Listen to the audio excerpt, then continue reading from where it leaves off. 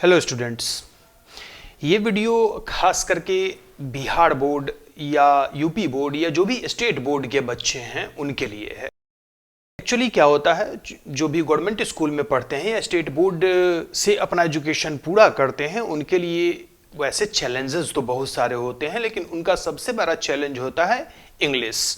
यानी कि इंग्लिश उनकी थोड़ी सी वीक होती है और इस कारण से जब वो 10th के बाद का एजुकेशन आते हैं, बड़े शहरों में जाते हैं ताकि वो मेडिकल की तैयारी कर पाएँ, इंजीनियरिंग की तैयारी कर पाएँ या किसी गवर्नमेंट जॉब की तैयारी कर पाएँ, जहां अंग्रेजी उनके लिए एक हर्डल बन जाता है। या यूँ कहें कि वे अगर साइंस पढ़ते हैं तो उसका कंसंट्रेशन साइंस पढ़ने से ज़्यादा इंग्लिश पढ़ने पे कंसंट्रेशन चला जाता है, इसलिए वो थोड़ा सा पीछे छूट जाते हैं। तो उनके लिए पहले हम ये कहना चाहेंगे कि जो 10th के बच्चे हैं या उससे बिलो, उससे नीचे वाले बच्चे जो हैं, उनको सबसे पहले क्या करना चाहिए। तो पहली बात तो ये कि अपने इंग्लिश पर ध्यान देनी चाहिए। इंग्लिश क्लासेस जल्द ही शुरू होने जा रहे हैं, उसको ज्वाइन करना चाहिए। इंग्लिश न्यूज़पेपर, डिक्शनरी की मदद से पहले उसको रीडिंग देने की कोशिश करनी चाहिए डेली, और उसका प्रोनाउंसिएशन, बहुत सारे माध्यम है जहां से प्रोनाउंसिएशन पता चल जाएगा। अगर गूगल में भी कोई वर्ड लिखते हैं तो वहां से हमें प्रोनाउंसिएशन मिल जाएगा। तो सही प्रोनाउंसिएशन पे पहले ध्यान देना चाहिए ताकि वो फ्रीक्वेंट पहले रीड कर पाए। फर्स्ट स्टेज होता है रीडिंग, हम रीड कर पाए, प्रोनाउंशिएट कर पाए। उसके बाद सेकेंड स्टेज होता है उसमें वैसे वर्ड्स को फिल्टर करना जो कि हमें बिल्कुल नहीं आता, उसकी मीनिंग पढ़ना और याद रखना। और फिर थर्ड स्टेज में फिर एक बार रीड करेंगे सेम चीज को, सेम आर्टिकल को, सेम न्यूज को, ताकि अब हम मीनिंग समझते हुए पढ़ें। और ऐसा हमें एक ही न्यूज को 10 बार रिपीट करना है तो इंग्लिश इंप्रूव होगी। इंग्लिश क्लासेस ज्वाइन करें इंग्लिश इंप्रूव करने के लिए। उसके बावजूद ये सब तो बेसिक चीजें थी कि इंग्लिश पढ़े कैसे, उसको इंप्रूव कैसे करें, और मेन प्रॉब्लम इसके बाद शुरू होती है। जो हिंदी मीडियम में पढ़े हैं, हिंदी मीडियम के स्टूडेंट हैं, स्टेट गवर्नमेंट के स्कूल्स में पढ़े हैं, उनके लिए सबसे बड़ा प्रॉब्लम होता है जब वो किसी कोचिंग में जानते हैं ठीक है इंग्लिश उनकी थोड़ी थोड़ी अच्छी है या इंग्लिश बहुत कमजोर है, वैसे भी स्टूडेंट जो है वो अपने आप को लो फील करते हैं। वैसे बच्चों के सामने जो कि इंग्लिश बोलते हैं, जहां वो पढ़ने जाते हैं वहां टीचर भी फर्राटे से इंग्लिश में कुछ एक्सप्लेन करके चले जाते हैं, उनकी समझ में नहीं आता या आधा अधूरा समझ में आता है। एक्चुअली आधा अधूरा समझ में आता का मतलब यही होता है नहीं समझ में आता। तो उनके लिए सबसे बड़ा प्रॉब्लम यहां पर अंग्रेजी बन जाती है। और एक और सबसे बड़ा रीजन क्या होता है, जब वो ग्रुप में बहुत सारे बच्चों के साथ पढ़ रहे होते हैं तो उन्हें पूछने में भी थोड़ा सा हेजिटेशन फील होता है कि इतने बच्चे में से कोई नहीं पूछ रहा, हम कैसे पूछें। 10 बच्चे अगर बात कर रहे हैं एक साथ जो सीबीएसई बोर्ड के या आईसीएसई बोर्ड के हैं तो उनके सामने वो उनको आने में हेजिटेशन होता है। तो पहला जो स्टेज होगा, मैं ये कहूँगा कि सबसे पहले अपना ये हेजिटेशन ख़त्म करें। आपको अगर इंग्लिश नहीं आती तो इसमें किसी भी तरह के शर्म की बात नहीं है। वैसे जो दावा करते हैं कि उन्हें इंग्लिश अच्छी आती है, एक्चुअली उनको भी इंग्लिश अच्छी नहीं आ रही होती। 90% केस में यही होता है। और अब रही बात हिंदी आने की, तो वो भी नहीं आ रही होती। समस्या ये है, हम अपने आप को कम फील करने लगते हैं क्योंकि उनको थोड़ी सी इंग्लिश आ रही है या ज़्यादा इंग्लिश आ रही है। तो पहले ये लो फील करना बंद करें। अंग्रेजी हमारी भाषा है ही नहीं। हम टीवी शो देखते हैं, उसमें बहुत सारे रियलिटी शो आपने भी देखा होगा, जहां कोई फॉरेनर आता है, हिंदी बोलने की कोशिश करता है, गलत बोलता है, क्या हम उसे शर्मिंदगी की नज़र से देखते हैं? नहीं। क्या हम उसका मजाक उड़ाते हैं? नहीं उड़ाते, क्योंकि वो उसकी भाषा नहीं है, उसे नहीं आती। इसी तरह इंग्लिश हमारी भाषा नहीं है तो हमें इंग्लिश नहीं आती। तो नहीं आना शर्म की बात नहीं है। नहीं आती फिर भी आप बोल्डली स्टैंड करिए, हाँ मेरी भाषा नहीं है, हमने नहीं पढ़ी इसलिए हमें नहीं आती। लेकिन सीखने के प्रति अगर मेहनत नहीं कर रहे हैं तो ये शर्म की बात होनी चाहिए।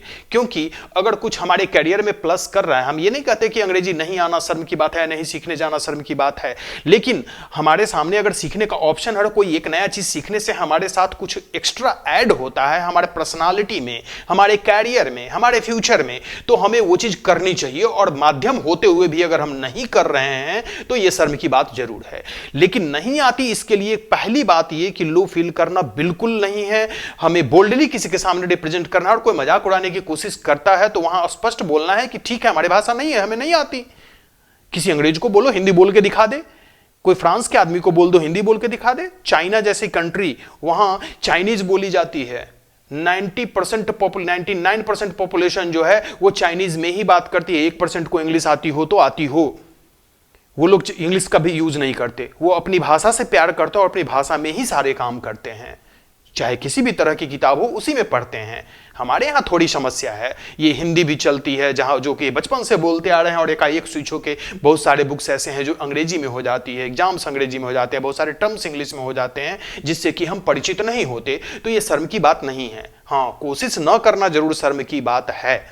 तो सबसे पहला ये कि आप कहीं भी पढ़ने जाएं, नहीं आती उसके लिए बिल्कुल शर्म नहीं फील करें, बोल्डली कहें ठीक है हमारी भाषा नहीं है, नहीं आती, हम कोशिश कर रहे हैं। और कोशिश करने से क्या कुछ संभव नहीं है। एक बच्चा जो कि जन्म लेता है, जिसे कुछ नहीं आ रहा होता है, वो 5 साल का होते होते टूटी फूटी हिंदी ठीक ठाक बोल लेता है। अब ये बात और है कि पूरी हिंदी सीखने में तो जिंदगी लग जाते हैं किसी को भी। उसी तरह अंग्रेजी का भी है। अगर आप चूंकि बच्चा जन्म से ही बोलना सीखने नहीं लग जाता, उसे सीखने में कुछ समय लगते हैं। 2 साल का होता है तो बोलना शुरू करता है, और 2-3 साल और लग जाते हैं उसको ठीक ठाक बातचीत कर लेने में।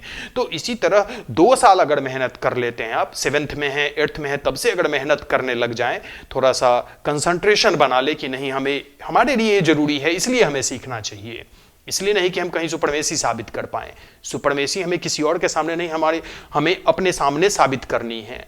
तो वहां से अगर हम कोशिश करने लग जाएं तो 10th आते आते हम वो चीज आसानी से कर सकते हैं। चूंकि बच्चा, उसकी लर्निंग, वो सीखने की कैपेसिटी ज्यादा होती है चूंकि बच्चा होता है, लेकिन उसको सीखने में समय लगता है चूंकि उसका दिमाग नया होता है। चीजों को अडॉप्ट करने में उसे थोड़ा सा रिपीट करना पड़ता है। हम चूंकि बड़े हो चुके हैं तो ये 3 साल का सफर हम चाहें तो 1 साल में पूरा कर सकते हैं या 6 महीने में पूरा कर सकते हैं।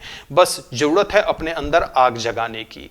तो एक चीज ध्यान में रखने लेना है कि कहीं भी अंग्रेजी कमजोर हो जाने की वजह से अगर आप अपने आप को कम फील कर रहे थे, तो वो चीज सबसे पहले अपने अंदर से खत्म करनी है।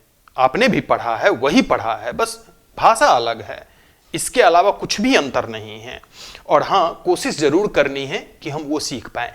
वैसे जितने भी स्टेट बोर्ड के कोर्सेज हैं वो हम कोशिश कर रहे हैं, जो पब्लिश कर रहे हैं वो कोशिश करते हैं कि उसमें हिंदी और अंग्रेजी दोनों के वर्ड शामिल किए जाएं, ताकि आपको दोनों से रिलेट करने में सुविधा हो। और 10th के बाद भी अगर आप वो चीज पढ़ते हैं, जैसे गुरुत्वाकर्षण, ग्रेविटी, अगर दोनों बोला जाए और शुरू से सुनते आ रहे हो, तो अब आगे चल के कोई गुरुत्वाकर्षण बोले या ग्रेविटी बोले, आप समझ पाओगे चीजों को आसानी से। तो कुछ इस तरीके से डिजाइन करके चल रहे हैं।